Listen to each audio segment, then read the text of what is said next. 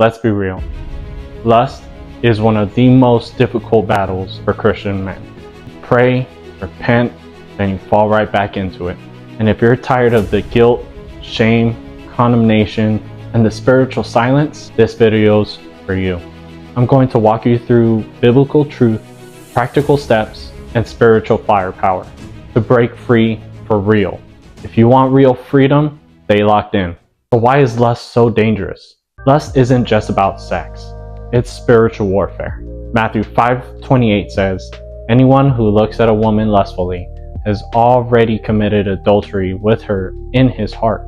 What lust does is corrupts the heart, numbs your spirit, and distorts your identity. Satan knows if he can keep you trapped in lust, he can keep you out of your calling.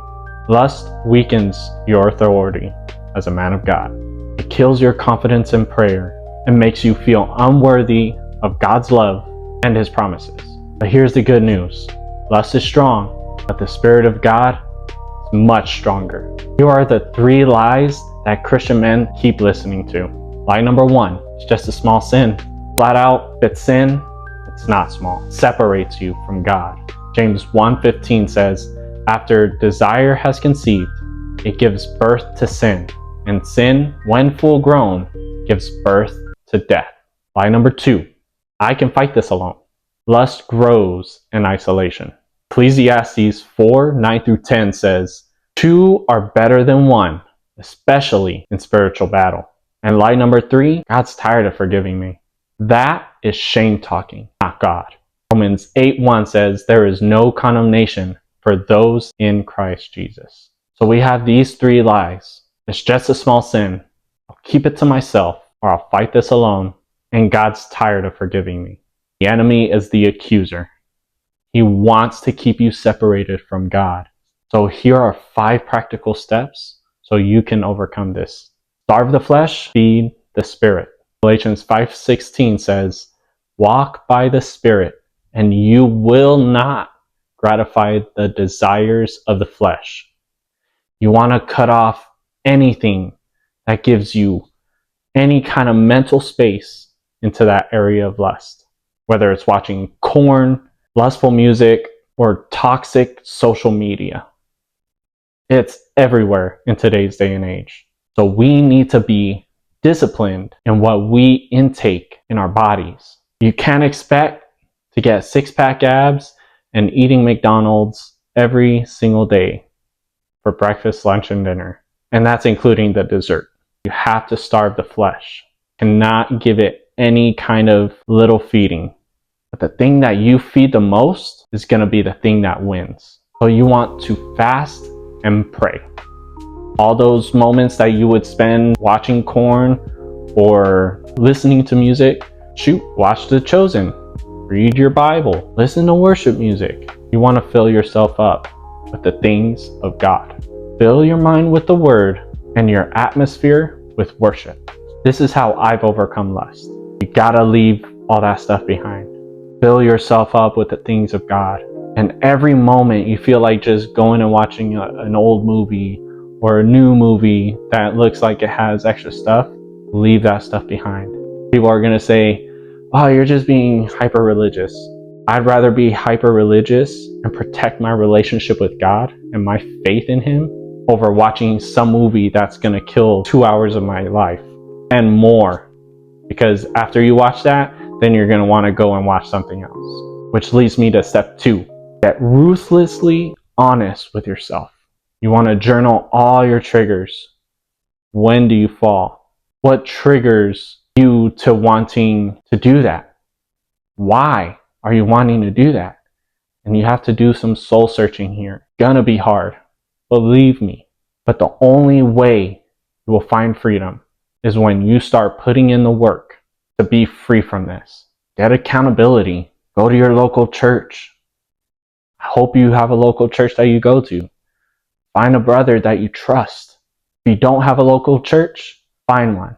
If you need additional support, go ahead and comment fire down below. I'll send you the Discord link to the Furnace community, where I'm trying to grow a community of like-minded men that want to encourage each other, build each other up, have accountability. You can also use different software like Covenant Eyes or something like that. Step 3, don't just avoid lust, pursue your purpose. And believe me, when you're pursuing your purpose, you're running to God. You're running away from the temptation towards God. 2 Timothy 2:22 says, flee youthful passions and pursue righteousness. Pursue the right standing with God. Replace lust with purpose. Gym, business, ministry, learning. Build the life that God has called you to. And if you have a family and you still battle this, talk with your spouse. Get additional support. And I get it. You're going to be afraid to tell your spouse. But what are you willing to sacrifice to beat this? And you need to put yourself in that position where enough is enough. Get upset with the sin, because this is the thing that is separating you from God, keeping you from enjoying your family fully. Lust is defeating you. It is laughing in your face and making you feel less than what the price that Jesus paid for you. Enough is enough with sin. God has wrath towards sin. And when you start being angry with sin, you're taking on that same wrath. You need to put yourself there. If you've just been all your life, believe me, like me, I went most of my life, like I'm only 32, but I've dealt with lust and corn so many years of my life. And the moment I decided enough is enough, I didn't feel like being angry with it. I told myself, I started speaking out in the spirit. I started getting angry with the sin. I started rebuking it in Jesus' name. When you do that, something amazing happens because you're walking in the spirit, which leads me to step 4. Build a daily war plan. Every morning you want to wake up, read your word, you want to pray. When you do that, you're putting on the armor of God, right? The helmet of salvation, the breastplate of righteousness, the shield of faith, right? The sword of the Spirit, and the shoes of peace. We need to be walking in all of that throughout our daily life, especially if we want to overcome lust and temptation. And at night, you want to reflect, you want to repent, maybe recommit. If there was a slight falter, maybe you looked a little longer than you should have, or you did something you shouldn't have.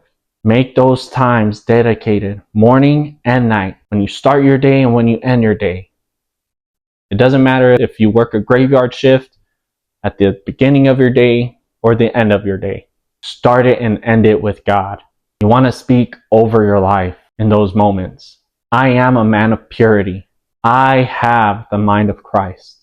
I walk in freedom. And if you don't know any of these verses, read your Bible. It's there for a reason. So walk in the freedom that Christ gives you. Step 5, don't fight for victory, fight from victory.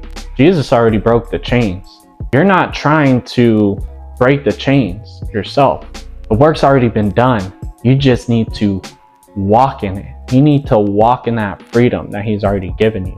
1 Corinthians 10:13 says, God is faithful. He will not let you be tempted beyond what you can bear. But when you're being tempted, because the temptation will still happen, because as long as we're in the flesh, we're going to be tempted. Don't just sit in the temptation. Walk in the freedom that you've been given through Jesus. You start declaring all those things. I'm a man of purity, right? I have the mind of Christ.